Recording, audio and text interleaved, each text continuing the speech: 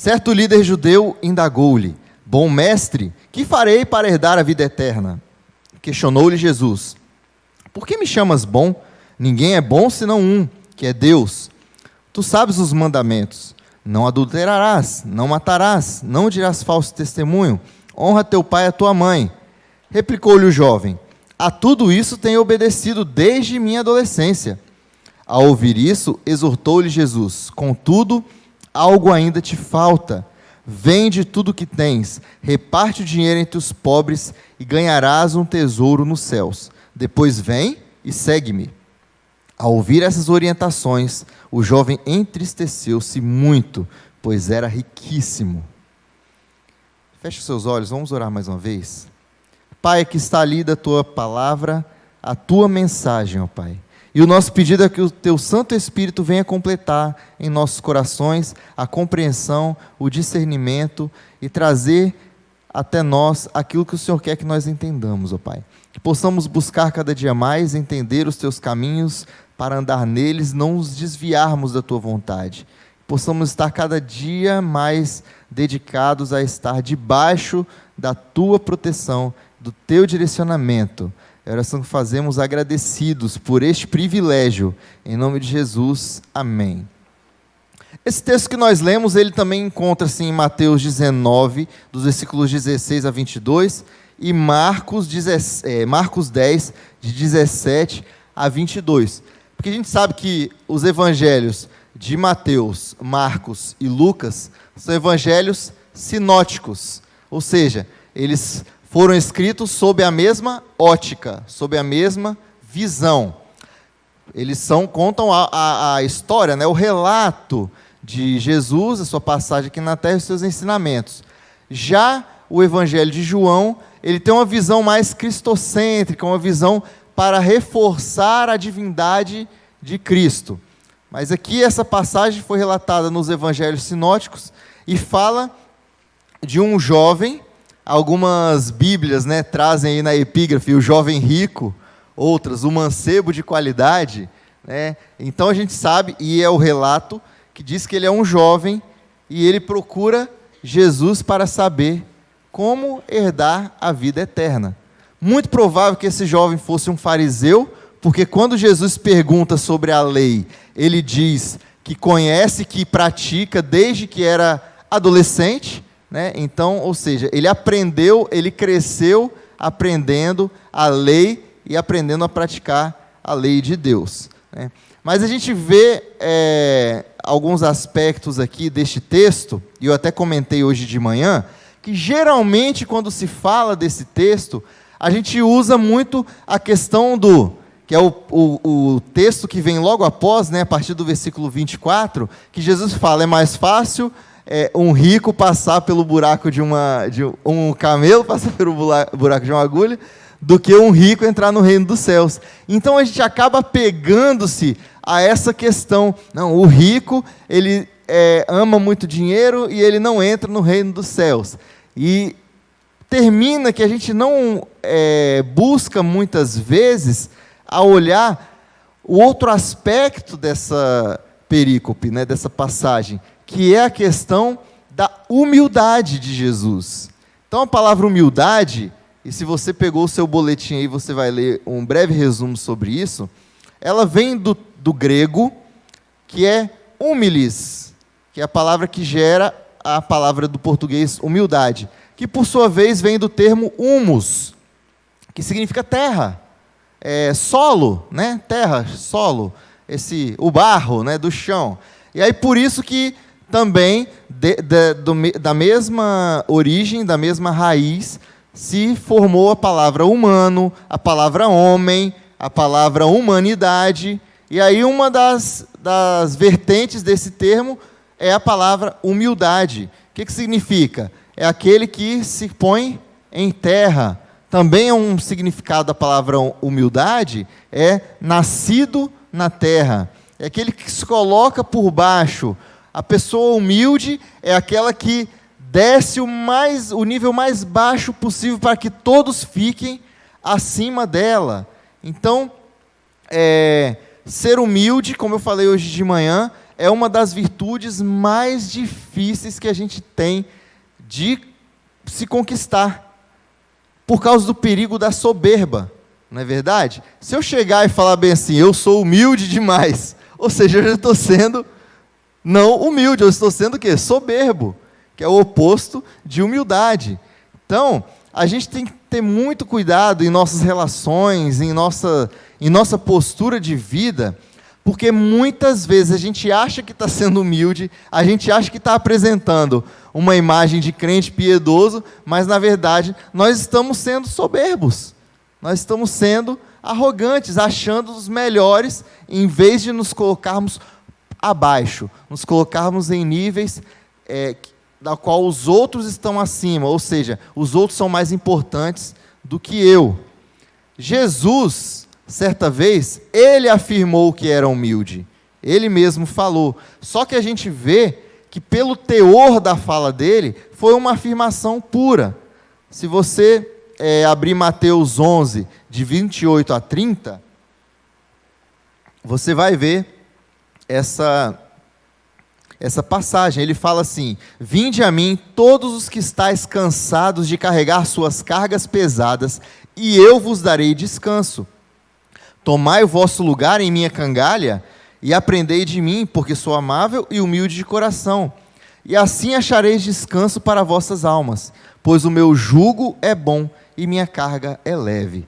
Jesus aqui ele estava falando numa comunidade agrícola, então todos esses termos, eram muito conhecidos para o povo na época. A cangalha, ou jugo, ou canga, é um equipamento que se coloca no ombro, no lombo do animal, do boi, do jumento, e aí geralmente coloca dois animais abaixo de uma canga, e ele vai puxando ali o quê? O arado. Ou, sei lá, tem que carregar uma carga numa carroça, e coloca a cangalha ali no ombro do animal, e ele puxa aquela carroça, aquela carga pesada. Mas por que Jesus fala isso? Ele estava concluindo aqui uma fala indignada a respeito da incredulidade de alguns lugares onde Jesus havia passado pregando, e ele fez vários milagres e maravilhas, mas o povo não se arrependeu dos seus pecados. E aí ele cita essa questão, ele usa esse termo jugo para ele caracterizar a forma que alguns rabinos estavam imputando sobre os seus seguidores cargas pesadas, pesadíssimas. A interpretação da lei era tão rígida, para você ter uma ideia, que algumas pessoas, no dia de sábado, por exemplo, não podia nem pôr o pé para fora de casa, porque já era considerado trabalho, e aí diante da lei eles estavam errados. Outros armavam esquemas aí, e amarravam um barbante no pé, o outro na porta de casa, e iam andando. Enquanto esse barbante estivesse ligado a eles, era considerado que eles ainda estavam dentro de casa.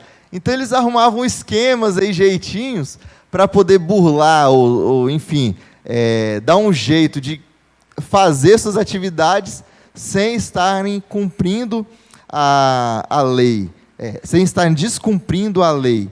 Então era muito comum as pessoas ali falarem assim: não, eu estou debaixo do jugo de Gamaliel, que era um grande rabino da época. Outros falam assim: não, eu estou debaixo do jugo de Shemai, eu estou debaixo do jugo de Hilel, que eram grandes rabinos da época, e cada um interpretava a lei de uma forma, e aí você seguia de maneira a que estivesse mais adequada à sua vontade ali. Só que eles eram opressivos, eles colocavam cargas pesadíssimas, sobre as quais eles mesmos não conseguiriam cumprir, e as pessoas ali, hoje em dia, muitas vezes não acontece isso, líderes que colocam sobre os seus liderados cargas pesadas que eles mesmos não conseguem cumprir, mas era assim já naquela época. E Jesus veio para, ao invés de trazer essa carga pesada, ele tinha o quê? Uma empatia, um amor pelas almas. E aí ele falou: vocês podem vir até mim. Jesus era considerado um rabino, ele estudou, ele passou anos estudando, ele era considerado um rabino. Ele falou: venham até mim, me sigam, porque o meu jugo é suave e o meu fardo é leve. Por quê? Porque eu sou manso e humilde de coração. Ou seja, naquele momento ali, ele estava querendo dizer o quê? Diferente desses fariseus, desses líderes falsos aí, que estão colocando uma carga muito pesada, de maneira hipócrita, porque eles mesmos não conseguem seguir, podem vir comigo, porque eu estou abaixo de vocês. Eu entendo o peso que vocês estão carregando.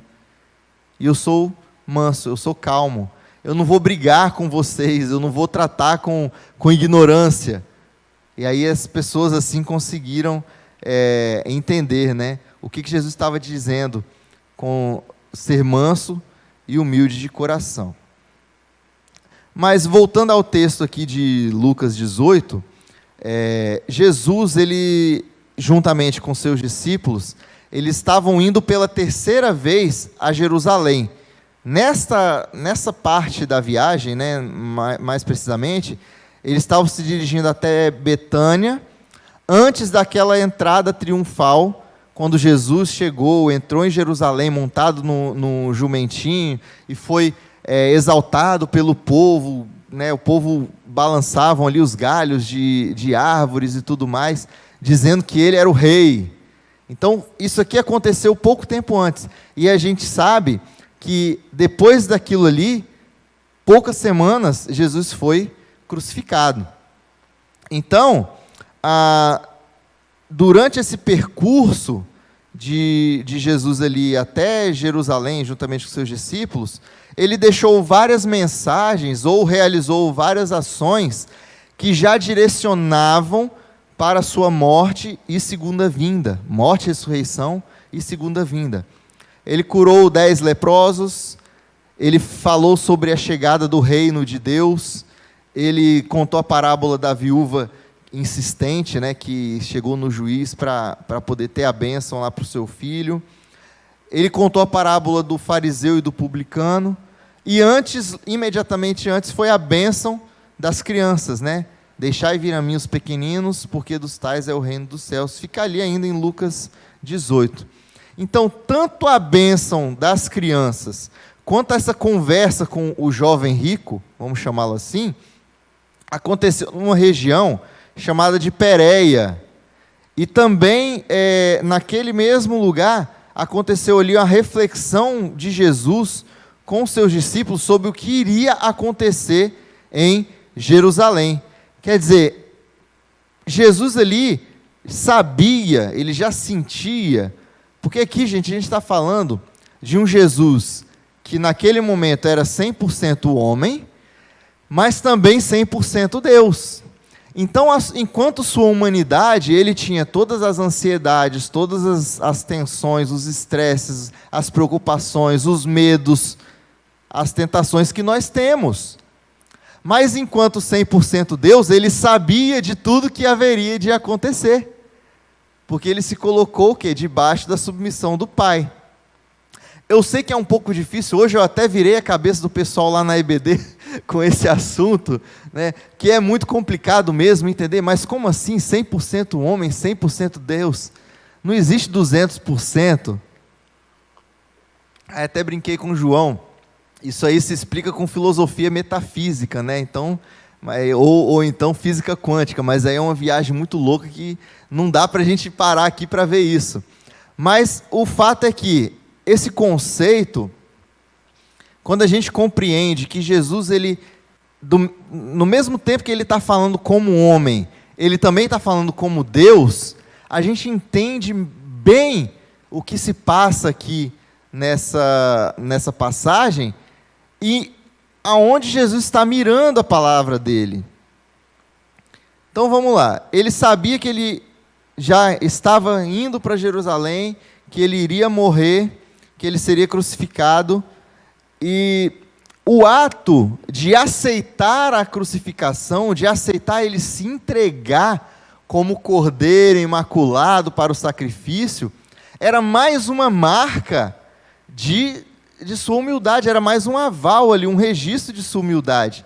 Como o apóstolo Paulo, ele afirma em Filipenses, capítulo 2, versículos de 5 a 11, se você puder abrir também ou me acompanhar, fala bem assim: tende em vós o mesmo sentimento que houve também em Cristo Jesus, o qual, tendo plenamente a natureza de Deus, não reivindicou ser igual a Deus, mas, pelo contrário, esvaziou-se a si mesmo, assumindo plenamente a forma de servo e tornando-se semelhante aos seres humanos. Assim, na forma de homem, humilhou-se a si mesmo, entregando-se à obediência até a morte, e morte de cruz. Por isso Deus também o exaltou, sobremaneira, à mais elevada posição, e lhe deu o nome que está acima de qualquer outro nome, para que ao nome de Jesus se dobre todo o joelho dos que estão nos céus, na terra e debaixo da terra, e toda língua confesse que Jesus Cristo é o Senhor, para a glória de Deus Pai. Ou seja, Jesus estava ali, com seus discípulos, sabendo que em pouco tempo ele seria crucificado, sabendo que ele estaria cumprindo uma ordem do Pai, que foi determinado desde o início de tudo, porque, irmãos, a gente já aprendeu, né, mas para você que está chegando hoje pela primeira vez, muitas vezes a gente acha assim, né, que a história ela começa, vou fazer igual o pastor, é daqui para lá, né, porque se eu fizer daqui para cá eu estou de frente para trás, então começa aqui, não é isso? As pessoas acham que a história começa, Deus criou tudo, o mundo, o universo, e depois ele resolveu criar o ser humano. Aí o homem peca, aí cai. Aí ele fala, não, Jesus fala, não, eu vou me entregar. Aí Jesus vem e se entrega para a remissão da humanidade, e acabou, a gente vai para o céu e ponto final. O ser humano, com o Cronos, acha que é uma linearidade do tempo. Mas, na verdade, levando em consideração que Deus não existe, Ele é. Teve gente que assustou assim, né? Deus não existe. Deus não existe porque Ele é. Para algo existir, parte do pressuposto que foi criado.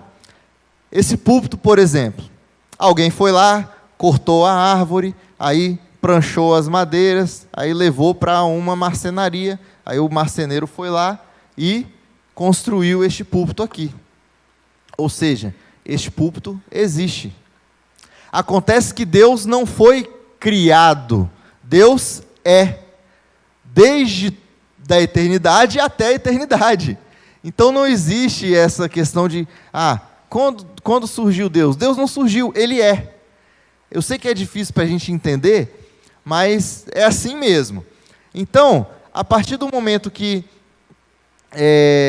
Jesus, que Deus, e aí a gente fala, né, do Espírito Santo, os três em um só, falaram o haja, eles já sabiam, porque Deus é onisciente, Ele sabe de tudo, e Ele é presciente, Ele sabe antes de acontecer, Ele já sabia, antes da humanidade ser criada, Ele já sabia que o homem iria pecar e que ia ser necessário que viesse alguém dos três, né, do Pai, do Filho ou do Espírito Santo, como homem, para ser sacrificado, entregar a sua vida pelos pecados da humanidade. E aí, naquele momento ali, do haja, já foi determinado que seria Jesus que iria vir para morrer pelos pecados da humanidade.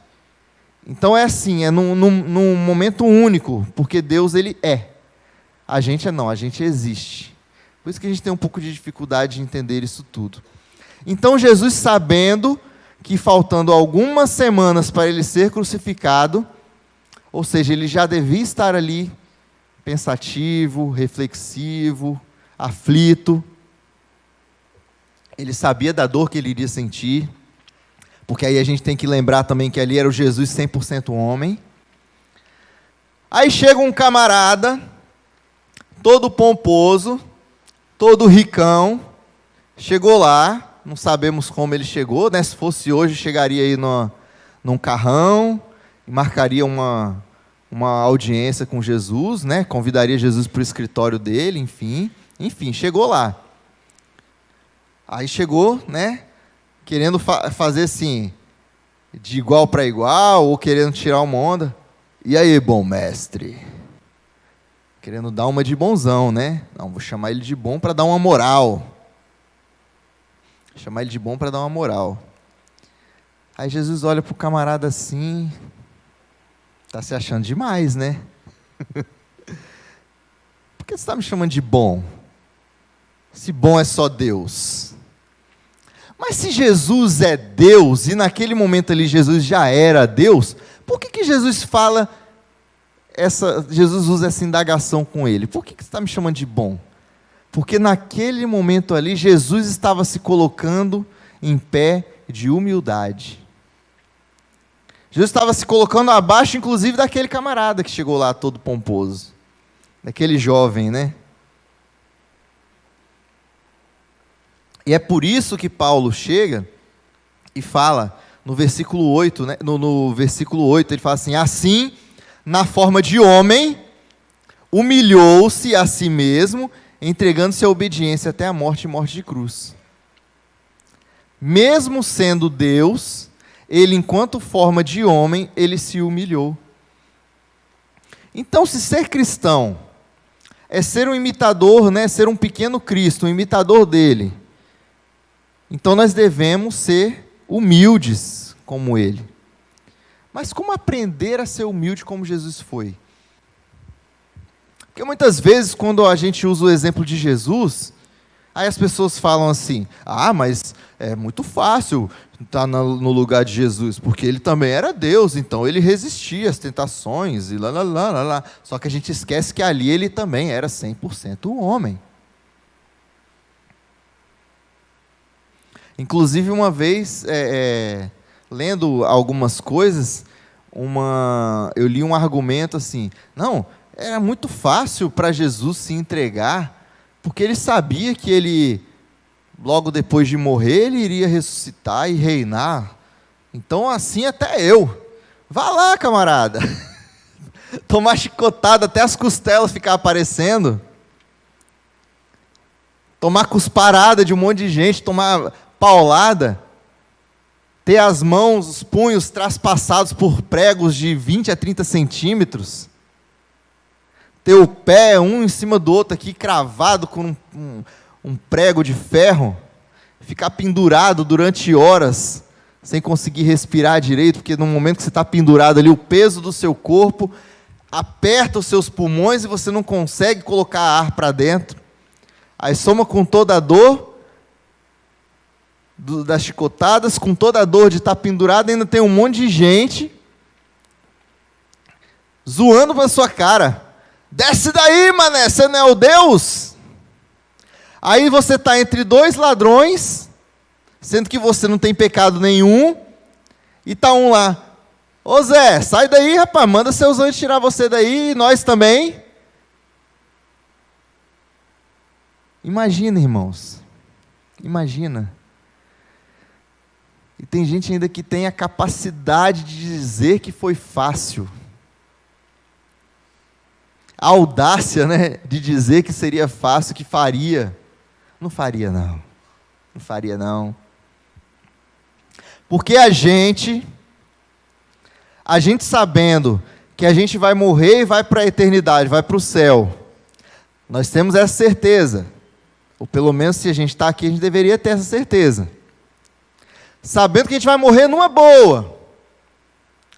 Casar, ter filho, envelhecer e morrer. Como é o ciclo natural da vida que a gente aprende lá no primário, né? A gente nasce, cresce, reproduz e morre. Para nós é difícil. Agora imagina se você soubesse que você, daqui a 3, 4 semanas, vai ser executado. Cadeira elétrica, igual fazem em alguns lugares aí no mundo. Uma cadeira elétrica, o cara morre em poucos segundos. Injeção letal. Não, mas injeção letal o cara dorme e morre depois, nem sente. Forca. Não, mas forca também, né? Pô, quebrou o pescoço, acabou, morreu. Apedrejamento. Não, mas o apedrejamento, o cara toma uma pedrada na cabeça e já desmaia. E o resto é só para acabar com o serviço. Já seria difícil, né? Só o fato de saber que você vai morrer já é difícil. Se a gente soubesse que a gente ia morrer, gente, o mundo seria um caos. Se a gente soubesse o dia que a gente iria morrer, seria um caos. Tem uma música do Paulinho Mosca, né, que fala: o que você faria se só te restasse um dia? Aí ele fala um monte de coisa maluca que o povo iria fazer, né? Muita doideira. Agora com Jesus não foi diferente. Ele sabia que ele iria morrer, que não seria fácil, porque se não a pior, uma das piores formas de martírio que já existiu. E olha que quando se fala de martírio, o ser humano é super criativo. Mas ele mesmo assim, ele estava ali, firme e forte, debaixo da vontade do Pai. Então, como que a gente pode aprender a ser humilde como Jesus foi? Então, eu trouxe aqui 6 pontos. Os 3 primeiros ensinam a gente a ser humilde como aquele jovem não foi. Os 3 últimos ensinam a gente a ser humilde como Jesus foi. Primeiro ponto: sem falsa humildade. Aí é o jovem, né? Lucas 18:18. Certo líder judeu indagou-lhe: bom mestre. E continua depois. Ao usar esse termo bom mestre, o jovem ele foi irônico. Ele foi irônico. E Jesus percebeu isso. Tanto que Jesus retrucou. Muitas vezes, irmãos, a gente assume uma máscara de crentão. Tem um termo aí que é muito usado, de crentelho. Não de cristão, mas de crentelho. A gente bota essa máscara e acha que com isso está tudo resolvido. A gente assume uma falsa humildade. Sabe, tem gente que ainda fala assim... E aí você acha que pelo tom da voz da pessoa, aquela pessoa está sendo humilde, mas na verdade é tudo fachada. Quando esse jovem chegou para Jesus e usou esse termo bom mestre, ele estava sendo falsamente humilde. Ele estava sendo falsamente humilde. Segundo ponto: sem vãs teorias, né? Sem teorias à toa, sem teorias desnecessárias, inúteis, né? Ainda falando sobre o jovem. Lucas 18:21. Replicou-lhe o jovem: não, a tudo isso, né? Quando Jesus fala das leis, né? A tudo isso eu tenho obedecido desde a minha adolescência.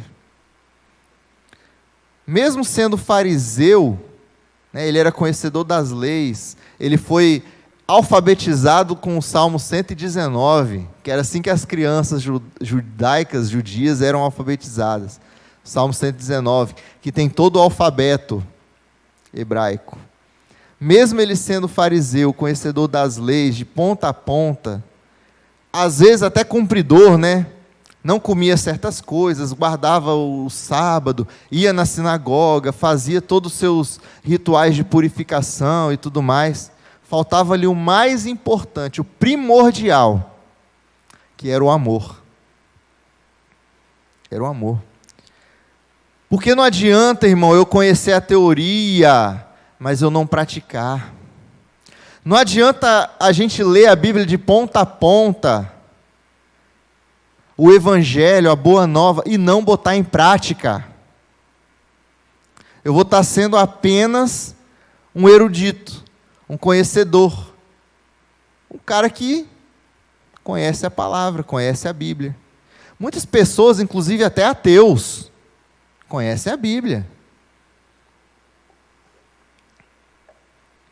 Existem grandes filósofos aí, pensadores ateus, conhecem e citam Jesus como grande exemplo de vida.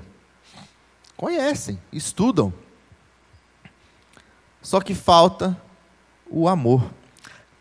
Teve na década de 60, 70, se eu não me engano, uma campanha de evangelismo e fizeram uns exemplares do Novo Testamento que tinha na capa assim: o mais importante é o amor. Não sei se vocês lembram disso. E aquilo ali era meio que uma forma da pessoa receber a Bíblia, ganhar de presente, sem ter aquela primeira rejeição. Porque se você chegasse para uma pessoa e entregasse um livro de capa preta ou marrom, as pessoas já tinham meio que aversão àquilo ali. Aí agora, você tem um livro que fala assim, o mais importante é o amor, com pessoas felizes na capa, uma capa bonita, então a pessoa recebe, aí começa a ler, e entende que o mais importante é o amor, que o Evangelho, que aliás, toda a palavra, toda a Bíblia, desde o Antigo Testamento, aí chega para o Novo Testamento, o Evangelho, tudo nesse único termo se resume, no amor. Porque a lei, os profetas, a vida de Jesus, a morte de Jesus, trata-se de amor. A gente às vezes acha assim, não, Deus era muito rigoroso com o povo judeu lá no Antigo Testamento, porque Ele colocou aquele monte de lei lá, primeiro os 10 mandamentos, depois colocou o Levítico inteiro, e aí depois o Deuteronômio, que são as outras leis. Deus era rigoroso demais. Só que na verdade aquilo ali nada mais é do que a prova do amor de Deus para poder manter o seu povo unido, protegido, puro, para que se apontasse para a vinda de Jesus. Acontece que chegou um certo ponto que os grandes eruditos da lei, os grandes religiosos, os estudiosos, começaram a praticar a lei de uma forma radical, e se achando os bonzões, os cumpridores, mas ficava naquilo ali, quando na verdade o mais importante, que era o amor, era jogado de lado. E é por isso que Jesus chega para esse jovem e desafia ele, porque ele era um fariseu, ele cumpria a lei, mas ele não tinha amor. Será que nós temos sido verdadeiros praticantes da palavra ou meros conhecedores dela? Porque não adianta nada, irmãos, eu acordar todo dia e fazer uma leitura da Bíblia e chegar, sair da minha casa e viver uma vida totalmente despreocupada com o Evangelho. Dá no mesmo se você pegar um livro de autoajuda para ler, um Augusto Cury da vida, dá no mesmo. Porque se você lê a Bíblia apenas como autoajuda, dá no mesmo. Dá no mesmo se você lê um Harry Potter. Não está causando efeito nenhum. Senhor dos Anéis, dá no mesmo. A gente precisa ser praticante da palavra. Terceiro ponto, nós podemos ser humildes, devemos ser humildes, sem mesquinhez. Ainda falando do jovem.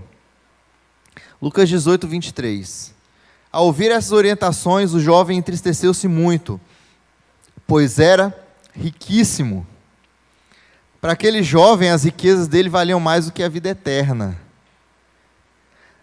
Aí você, às vezes, pode questionar assim, poxa, mas Jesus pediu para aquele jovem vender tudo que ele tinha? Quer dizer que eu também preciso fazer isso? Não. Porque talvez a riqueza sua não está acima do amor, acima da vontade de Deus. Existe muito rico humilde, gente. E existe muito pobre soberbo. Aqui não se trata de dinheiro, se trata de atitude. Se trata de atitude. Durante 2 anos, enquanto eu fazia faculdade, eu fui vendedor de sapato numa loja. E aí eu tinha que ajoelhar e calçar o sapato em um monte de gente. E era muito pé feio e fedorento.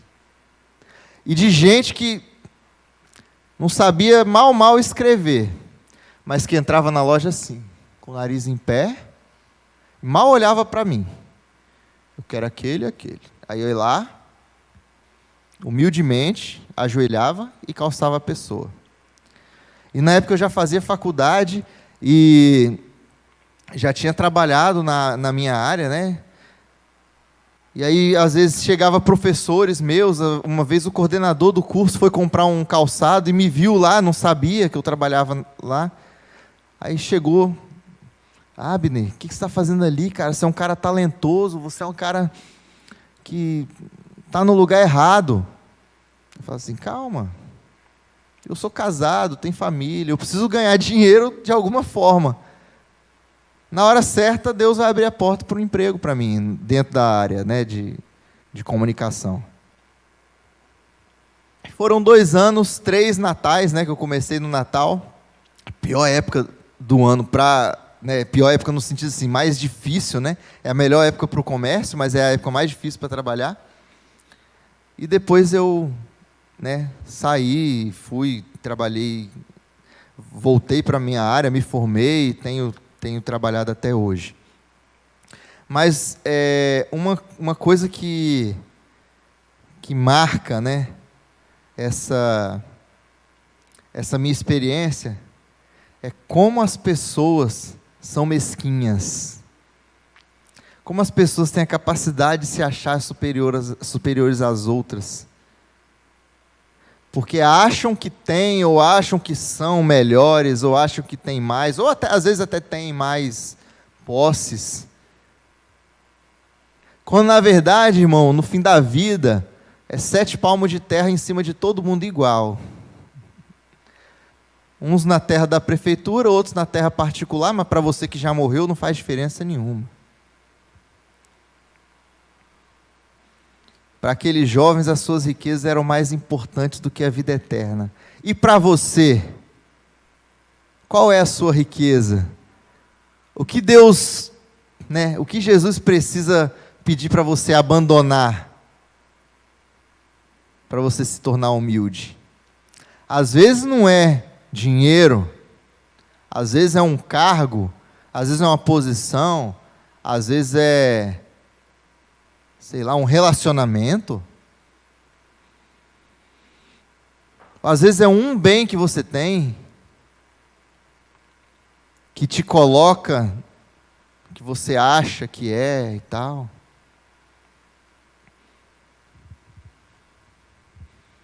Às vezes é uma coisa só. Mas nós precisamos buscar, fazer uma leitura, uma avaliação interna para saber o que é que não me deixa ser humilde. O que é que me traz a tentação de ser arrogante? Uma palavra que eu aprendi que a gente tem que ter muito cuidado é orgulho. Porque é normal a gente falar, por exemplo, um filho se forma na faculdade. Poxa, estou orgulhoso do meu filho que se formou na faculdade. Mas até que ponto o orgulho ele é algo que é prejudicial? Muito cuidado com isso. E aí entra no 4º ponto, que já é aprendendo agora efetivamente com Cristo, né? Como a gente consegue ser humilde? Com sabedoria, é o primeiro ponto. Inclusive tem uma... A humildade é hoje, né? Uma das características. Sabedoria. A gente já falou sobre sabedoria? Acho que foi nos primeiros domingos? Ou não? Não me lembro. Enfim, não foi não, né? Sabedoria não entrou nessa lista, não. Com sabedoria. Lucas 18:19. Questionou-lhe Jesus: por que me chamas bom? Jesus, ele poderia tranquilamente aceitar quando o rapaz chamou ele de bom mestre. Tranquilo. Jesus era mestre, era bom, ele sabia disso, poderia aceitar. Mas ele teve a sabedoria de entender o tom daquele rapaz, a ironia com que o rapaz estava falando. E aí ele não aceitou ser colocado no mesmo patamar que Deus. Bom não. Por que você está me chamando de bom? Bom é só Deus. Só tem um que é bom, e é Deus.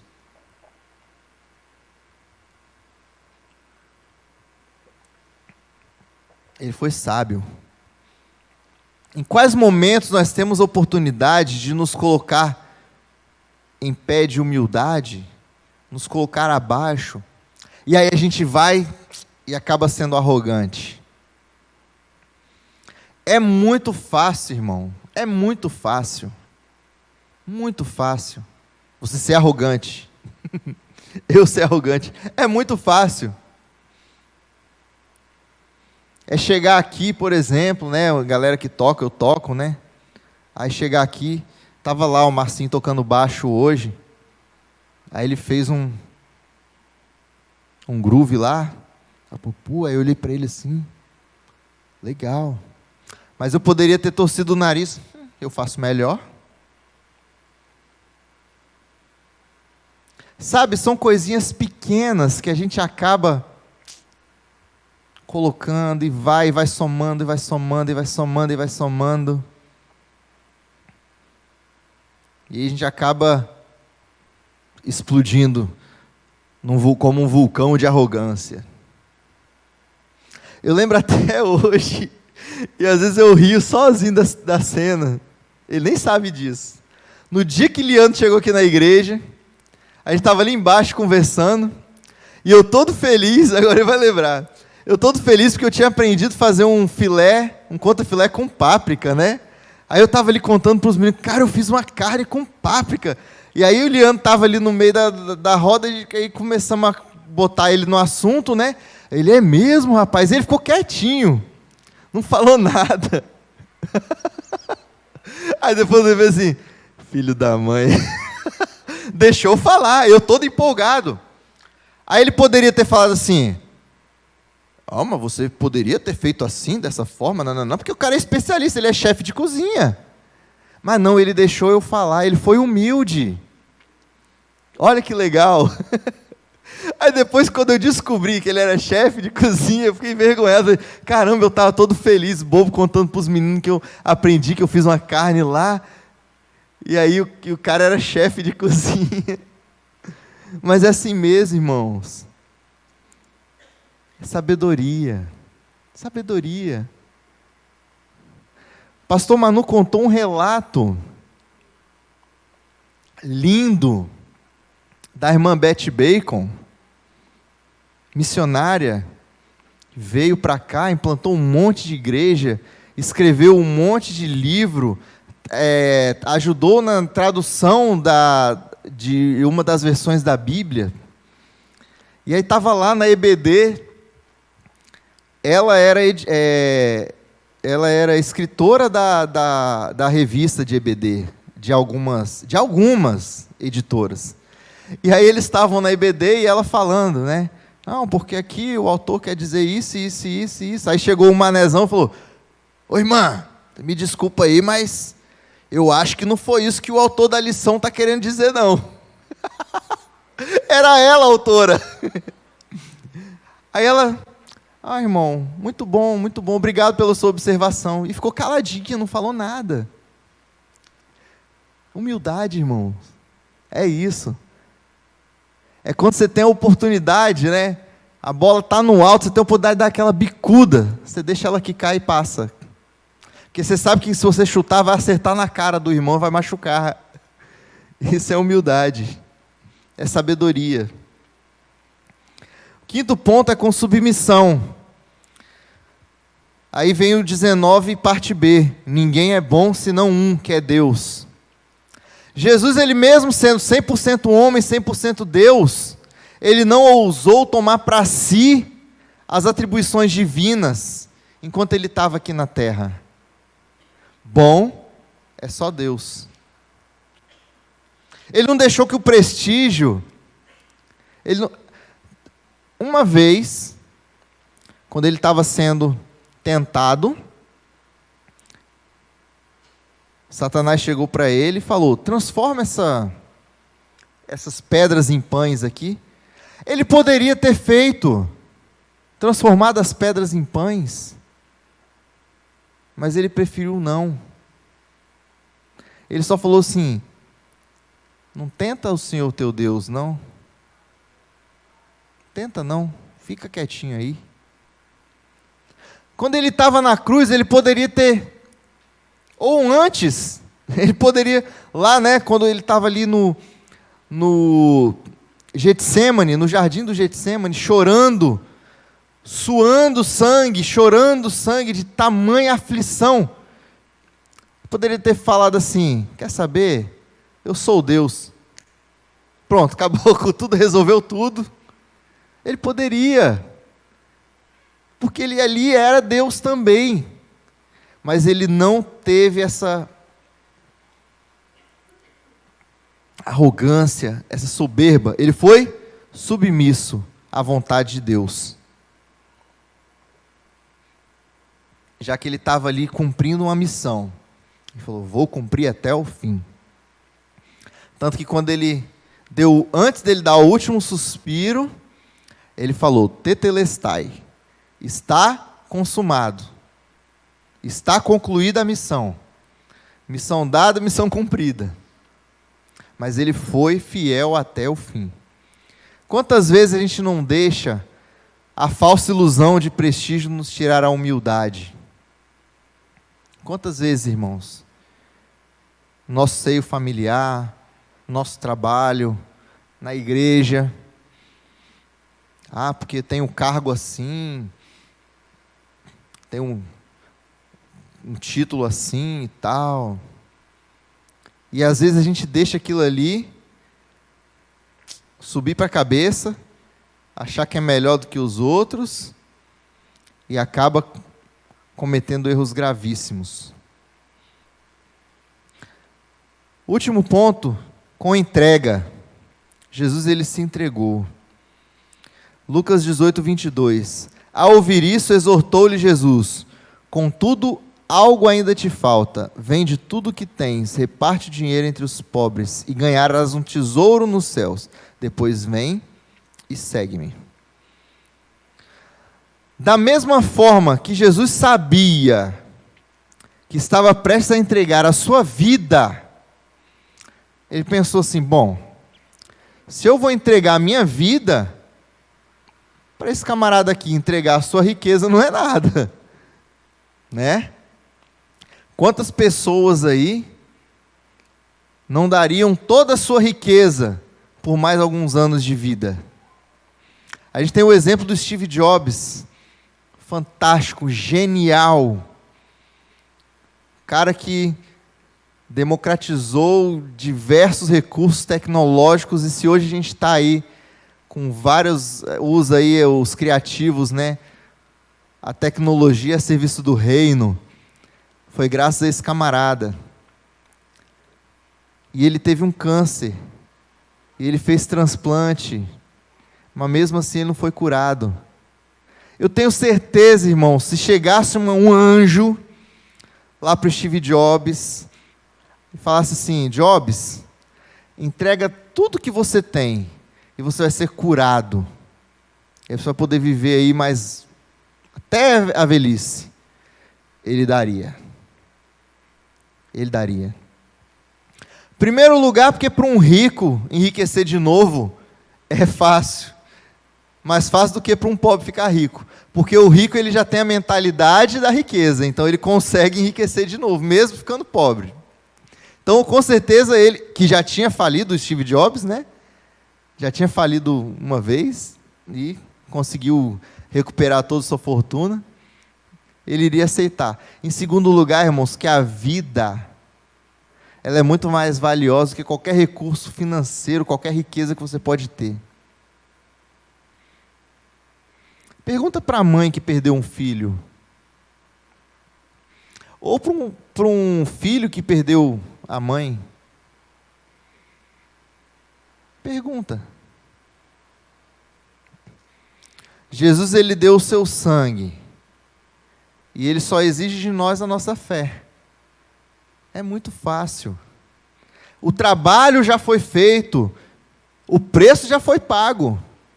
Tanto que mais para frente, Pedro questiona, que Pedro estava ali, os discípulos, né, e fala: mas Jesus, Nós deixamos tudo que nós tínhamos e te seguimos. Por que esse cara não fez também? Porque faltava o amor no coração dele. Faltava humildade. Ah, mas era muito fácil. Pedro era só um pobre pescador, mas era tudo que ele tinha. Existe uma questão que chama-se parâmetro, né? Parâmetro. Fecha o seu olho e pensa assim, em um monte de gente que é mais pobre que você, financeiramente falando. Se você tem dificuldade de encontrar, vai na rua, nas praças e vê gente que agora, nesse frio, a gente está aqui quentinho. Aqui, ó, na Sérgio Cardoso, logo ali na frente, chegando no Araçás, tem um monte de gente. Parâmetro. Você tirar um cobertor velho e uma caixa de papelão daquele cara, é a mesma coisa que tirar a minha casa. É parâmetro. O barco de Pedro, talvez para Pedro valesse mais do que toda a fortuna daquele rapaz. É parâmetro. A moedinha que a viúva entregou, as 2 moedinhas, valiam mais do que os dízimos exorbitantes que os fariseus entregavam. Porque a moedinha era tudo que ela tinha. As moedinhas eram tudo que ela tinha. É parâmetro. Jesus deu o seu sangue, nós só precisamos dar a nossa fé. Então, para concluir, que nós possamos ser verdadeiramente humildes, como Jesus foi. Que a nossa prática, diferente desse jovem rico aqui, ela supere a nossa teoria. Que realmente a gente cumpra aquilo que a gente aprende. Que não haja nada em nossas vidas que supere a nossa esperança pela vida eterna. Não é problema nenhum, irmão, você estudar, você fazer curso, faculdade, pós-graduação, se qualificar, buscar promoção no seu emprego, entrar lá como um cargo menorzinho e sair de lá um grande diretor. Não há problema nenhum nisso, desde que isso tudo não supere a sua esperança na vida eterna. Onde está o teu tesouro, ali estará o teu coração. Onde está o coração, ali estará o teu tesouro.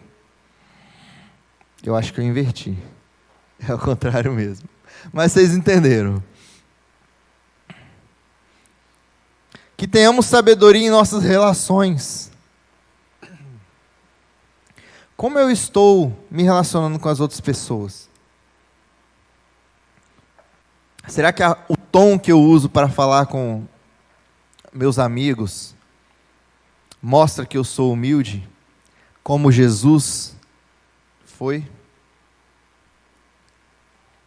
Porque se eu sou cristão, se eu preciso levar o exemplo de Cristo para influenciar as outras pessoas, e eu sou um cara arrogante, eu não vou transformar aquela vida ali. Eu não vou trazer nada de diferente para ele.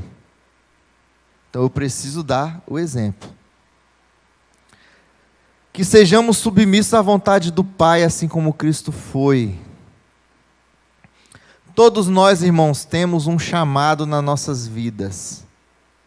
Nós precisamos entender qual é o chamado que Deus tem e aceitar. Qual é o chamado que Deus tem para a sua vida? Será que você tem aceitado? Será que você tem sido submisso? Que nós possamos abdicar de tudo aquilo que nos atrapalha a sermos totalmente fiéis a Ele. O que é que me atrapalha a ser totalmente fiel a Deus? Será que é uma prática? Será que é algo físico, material? Será que é a internet? Será que é a música? Será que é um tipo de leitura? Será que é uma amizade? Será que é uma prática lá no meu trabalho? O que é que me afasta? O que é que me atrapalha de ser fiel a Ele? eu preciso ser humilde e abandonar.